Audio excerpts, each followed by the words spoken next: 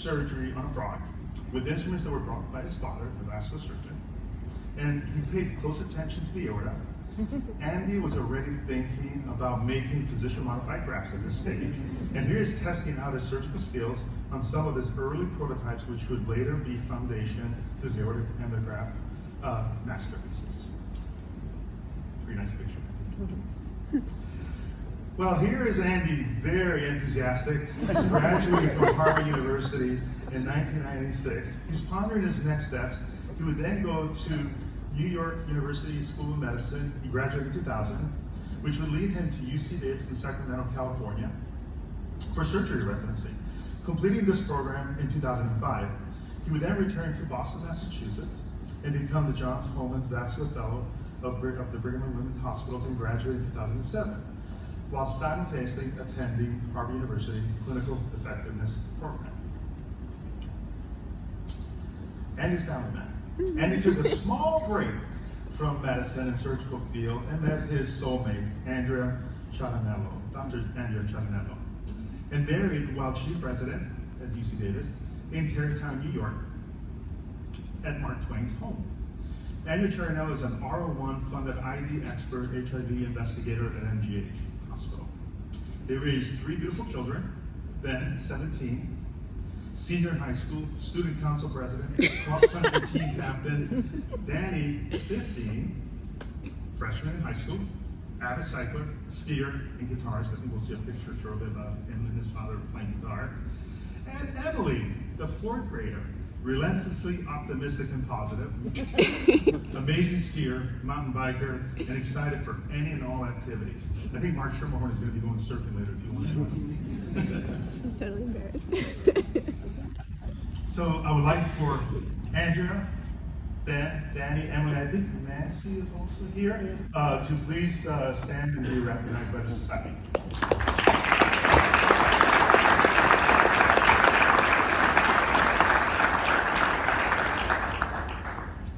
Oh God.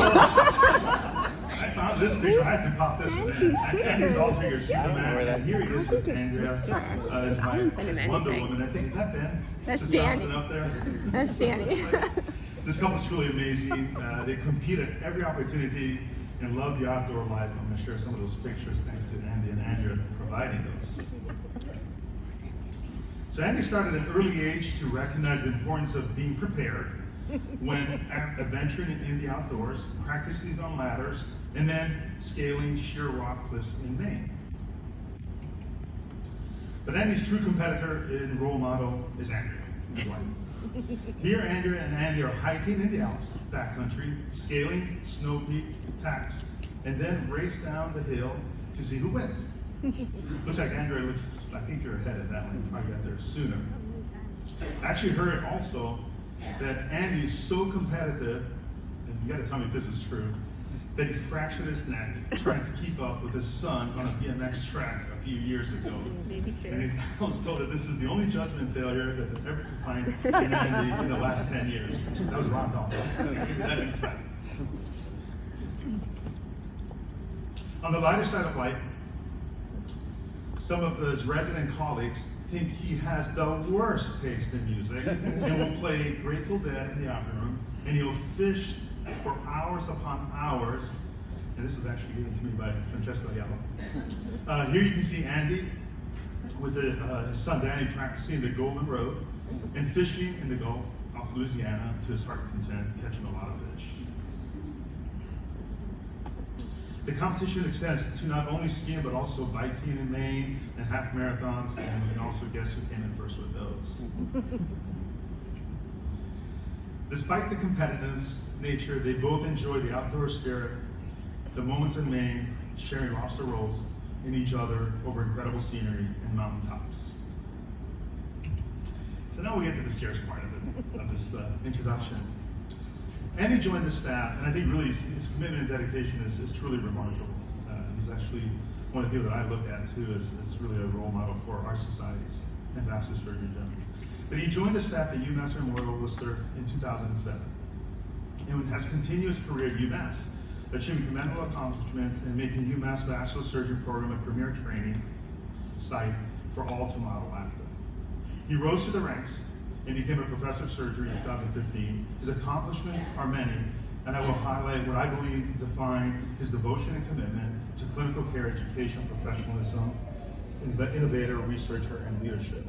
Andy was fortunate to have worked, collaborate, and learn from Dr. Roy Greenberg at Cleveland Clinic, a pioneer in endovascular aortic treatment, who would be instrumental in Andy's passion for advancing the field of complex and novel approaches of endovascular aortic treatment. Andy's devotion to patient care is exemplary. As the chief of vascular surgery, he has founded a UMass Memorial Center for Complex Aortic Diseases. He has developed, led, and championed a high-performing vascular surgery team to care for all problems related to vascular surgical disease, and his work is recognized nationally and internationally, where many have reached out, referred complex patients, including myself and my group, and have adopted his treatment modalities worldwide. Andy values education and priorities as a priority for training the next generation of vascular surgeons. He began the Integrated Vascular Surgery Fellowship and provides educational activities and mentorship to many residents in training, including supervising 19 in vascular surgery. His educational activities and scholarship include having given more than 200 lectures worldwide, published over 200 papers, peer-reviewed, and 40 book chapters. And he has received many awards, including the prestigious Ralph A. Buterling Award for Excellence in Clinical Research on Vascular Disease in 2007, and the Outstanding Clinical Educator and Mentor Award from UMass Medical School in 2020. His professional involvement is remarkable, and many duties lead to advocacy and change. He serves as medical director for the United States Fenestrated and Branch Aortic Research Consortium, and is a member and director of the Vascular Surgery Board, and is involved in many leadership positions with the Society for Vascular Surgery, including a number of executive board, program co-chair, and the Society for Vascular Surgery Education and Research Council. He also holds the position of counselor of the American Board of Surgery. And is an ambitious innovator and researcher. He is in many key investigational trials for complex and novel approaches to endografting of the entire aorta, providing insight and guidance. His expertise in aortic endografts and PVD has led him as the principal investigator, co-investigator in over 40 trials. However, what I believe is Andy's most important attribute is his leadership, which has touched and influenced so many people, lives, and careers. And it is best described by those that he has been a mentor to and who he has supported through their ambitions to improve and excel in our growing field of vascular surgery. I could stand here before you for another hour to share the many individuals that responded to me to provide what Andy has meant to them and how Andy represents the quintessential individual, servant leader, and role model for all of us to emulate. So I have provided excerpts from colleagues and friends that know Andy best. And so some of these, I think I still have some time. But these are just excerpts that I had to cut and paste and just remodify, but I took out the essential components that really define this man. Wonderful. Despite his individual gifts of finely honed technical skills and encyclopedic knowledge of vascular surgery, Andy is most invested in supporting the success of those around him. Dr. Schanzer is a consummate professional academic vascular surgeon. He truly is passionate about his specialty, and this comes across in everything he does. Andy's kindness and ability to make those around him feel comfortable and included, his consistent focus on others, his pride for his faculty, and the love and pride and gratitude when speaking about his family. Effective leaders empower others. Very powerful words. His input, insight, and enthusiastic engagement with the vascular annual meeting identified him as an extraordinary contributor and future leader. I could always count on him for a witty text, chat, comment, or when needing advice for anything. By far, Andy's most impressive and important characteristics are his generosity and his loyalty to colleagues and friends. He always finds time and energy to give everything he can to help. Will Robinson. Andy's extremely driven, but all his energy is focused on his patient care, resident education, and development, and supporting his colleagues clinically and administratively to achieve their goals. His desire to mentor, guide, and help promote his colleagues is unparalleled, is his strongest personal feature. Oh, that's already moved on to the next one. His dedication to vascular surgery is unparalleled and incredibly admirable. Just the sentence. An amazing mentor, supportive, and readily available to offer advice for patient care and for research. His drive to be the best pushes everyone around him to do better. He is the most dedicated and supportive leader that I've been fortunate to be around. The Juddelson, he's here. I was honored to have been part of the early days and have always respected and admired Andy for his dedication to the aortic space and what he has done for the field as a whole. The years at UMass with Andy and Will Robinson were some of the most enjoyable of my career thus far. A great feeling of going to work every day with some great friends who happen to be my partners, Don O'Barrow. Andy's a trusted confidant for career advice. I can say with a great deal of enthusiasm that he is one of the few people that I have worked with over the years who will always do what he says he will do, and he will do it well and on time. I know that. So with that, I would like everybody to join me to welcome Dr. Andy Schanzer, our 49th President of the United Society for Vascular Surgery.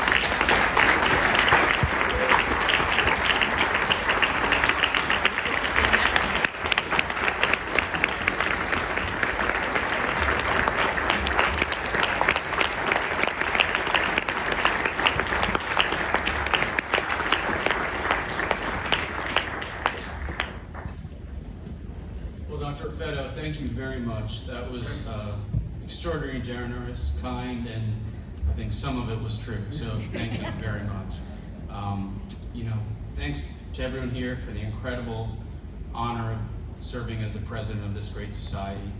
NESVS has always been extremely special to me ever since I first attended and presented at this meeting back in 2005 as a first-year fellow. Having the opportunity to serve as president has certainly and unequivocally been a highlight of my career. I do have some disclosures that are not particularly relevant to this talk. Any compensation goes to the UMass Foundation and none to me personally. I'd like to start by thanking the outstanding executive council that gets all the NESVS work done. This increasingly diverse group of volunteers shoulders all of the load. Having been in many different roles on the executive council, I do have to share the secret that being president is definitely the easiest of all of them. Thank you for your time, effort, and always thinking about how we can leverage the society forward for our members. And looking at these active committees, we can see much of the great work that this vibrant society is doing for its members, by its members. Highlighting just a few in the interest of time, Dr. David Stone and his team have put together a fabulous meeting this year, an amazing showcase of the high-quality scientific work that's coming out of our region. Dr. Guzman ably put together a timely and critically important topic for our Issues Forum that will follow this address. Dr. Shaw and my amazing MP, Devin Robichaud, have transformed the society by adding high-quality APP content to our program and dramatically growing that program. I can't wait to see how this evolves over the many years to come. The DEI task force, started by past President Dr. Dardick, will become a standing committee and informs all of our activity. Dr. Blazek and Dr. Fury are the relentless champions we need to make sure we continue to make DEI a part of this society's DNA. This is no longer the NESVS I first attended in 2005, and that's a good thing. Develop and inspiring young vascular surgeons is something I believe we are doing really well, thanks to Dr. Malka and so many others who are innovating and pushing us to create new programming for trainees and students. Perhaps the best example being the new NESVS VSG&E Research Collaboration course, Boot Camp, which began this year, led by Dr. Malka and Dr. Syracuse. This program is a year-long intense course that will mentor and advance the research careers of young trainees and mentors in our region, and I think we'll see work product from this, both at our regional meeting as well as the national meetings. Dr. Raffetto, who you just heard from, has organized another outstanding professor rounds later today, where medical students and trainees will dazzle us with cutting-edge cases. Suffice it to say, the future is bright, and our society recognizes our critical responsibility to meet the needs of students, trainees, and junior faculty. Dr. Dua and her social media team have brought our society into the modern age with active Instagram and Twitter accounts. My kids here will tell you our TikTok game is not quite there yet, but maybe next year under Dr. Roddy's leadership. Dr. Ozaki, in his role as secretary, led a much-needed modernization and revamp of our bylaws, which will be voted on by the membership at the business meeting tomorrow. These changes codify what we do, strengthen our core values, and position us better for the future. There are many other activities and phenomenal leaders in our society, but in the interest of time, I move on. But not before thanking Jill Belkey. She's a mover and a shaker and is the backbone of all society activity. It's been so fun to work with you, Jill, over the last decade. Don't ever leave us. Risking the fact that I may get a bit choked up with emotions, I'd like to make some more personal thank yous. Thank you to my partners who I've learned from every single day and who have gotten me out of more trouble than I will ever admit. I'm humbled to have worked and learned from this group. I say it every day, you live and die by your people. Thank you for making every day of work fun, challenging, and something I look forward to. And in that spirit, I point out one really important lesson from this excellent book. A leader's potential is determined by the people chosen closest to him or her. And I've been fortunate to work with amazing partners at my side. But let's be honest, who really gets the work done? The APPs we work with are amazing. Thank you for pushing me to be a better doctor and holding me accountable to an extremely high standard. There's no way we could take care of our patients without your critically important contributions. Thank you to my trainees who make every day meaningful. I would not be here today if it were not for my trainees who challenge me and push me to be better. I say this all the time, but I really do mean it. I'm not sure who's learned more, them from me or me from them. Seeing this group of trainees provide outstanding care in so many different settings, in so many different locations around the country, from Alaska to Texas to Florida to Maine and everywhere in between, is something I treasure and take incredible pride from. Thank you. When I think about where I've hoped to excel professionally in my career, a Venn diagram like this one comes to mind. I've been so fortunate to benefit from incredible mentorship.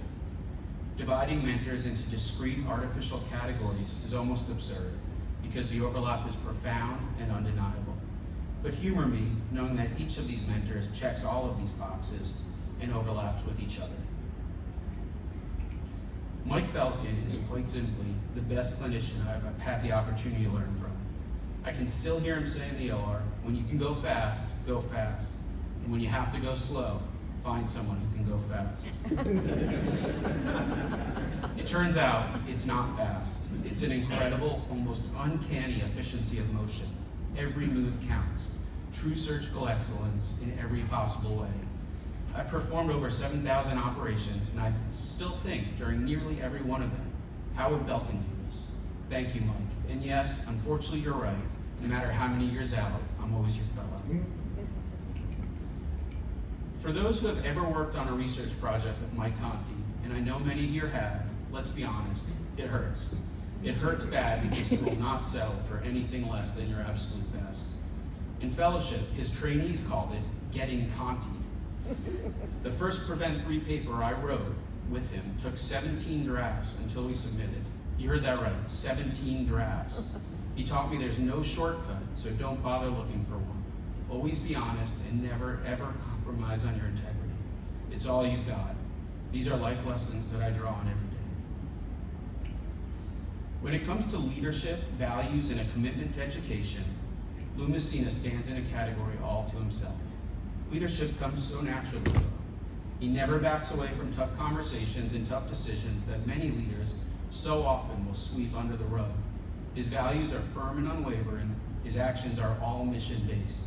I've read books, I've taken courses, I've worked with executive coaches, but all that doesn't even come close to the education I received watching Lou grow our division from 3 surgeons with no trainees and no APPs to what it has ultimately become. Thank you. What an amazing trio, and what a lucky person I've been. And there's one other area that I've been so fortunate to learn from the best. Innovation, which joins and applies to each of these circles. This innovative genius, Roy Greenberg, who took me on when I had so little to offer, served as a major inflection point in my life. Before meeting Roy, I didn't know what fenestrated branch complex endovascular aortic repair was. After meeting Roy, it's dominated my professional life in the best possible way. And for the more junior folks in the room, I share this. I want to let you know this relationship, which started and ultimately ended up being the starting point for much of my career when it comes to clinical direction, research, intellectual property, and trial participation. I finished fellowship on June 30th, and the following day I emailed Roy. I had heard him give an invited talk and was blown away by the early fenestrated branch work that he was pioneering. When I reached out, I was not an established attending. In fact, I had not stepped foot in the hospital yet as an attending. I had no advanced endo skills. I had never seen a fenestrated branch repair. All I had was enthusiasm, and that is all I could put forward. But somehow he recognized something, and it led to an incredible collaboration. So don't underestimate where enthusiasm and passion can get you. Find the people who will bring you to the table, and then when it's your turn, pay it forward and bring someone new to that table. My parents, Harry and Helena, have taught me so much, supported me so unconditionally, and made my life so incredibly easy compared to what they endured and lifted themselves from and through. It's impossible to know how to say thank you, so I'll leave it at that. Thank you. I could not ask for more, and I still aspire every day to make your sacrifices worthwhile and to make you proud. My big sister Karen, shown here on the right, let me, her annoying little brother, march with her in the brownie parade, and that pretty much sums up our entire relationship. She's always gone above and beyond, kind and giving, and always finding ways to make others happy. She's been my partner in crime since we were little kids, snuck me into my first R-rated movie, taught me about, well, you can use your imagination, pretty much everything you want to know from someone 4 years older than you. These three insane kids, Ben, Danny, and Emily, each amazing in their own way, bring so much meaning to my life. They've missed having their dad at a lot of soccer games, track meets, back to school nights, but they've always understood. Each of them have rounded with me regularly on weekends, deployed stent grafts, pretended to be interested in CT scans and fusion imaging, been traumatized by an iPhone filled with photos of the aorta, and they make me smile every day. I'm so lucky to have you three, and thanks for being here today and every day.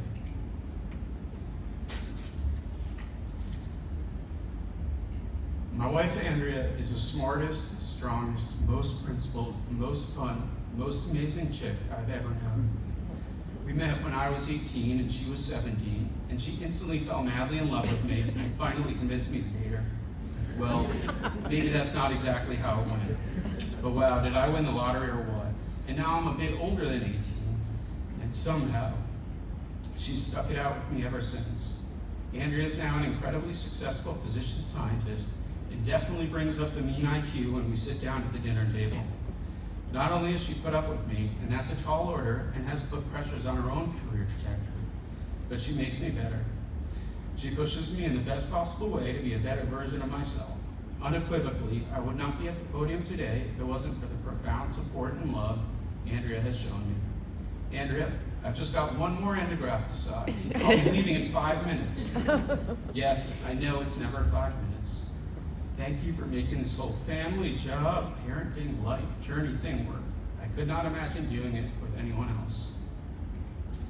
So thanks to this crazy family for making my life so rich, and thanks to my mother-in-law, Nancy, here today, there on the end for being such an important part of our life and doing all the babysitting, pickups, drop-offs, doctor visits, and pretty much everything to allow Andrea and I to make our professional lives work. Thank you. So today I'm going to speak about creating a bold new future for vascular surgery and why I'm so optimistic that our specialty is healthy and strong. I want to start with this photo for 3 reasons. 1, it's where my journey started. 2, it proves that I once had black hair. And 3, because at that time, this is what I thought career development looked like.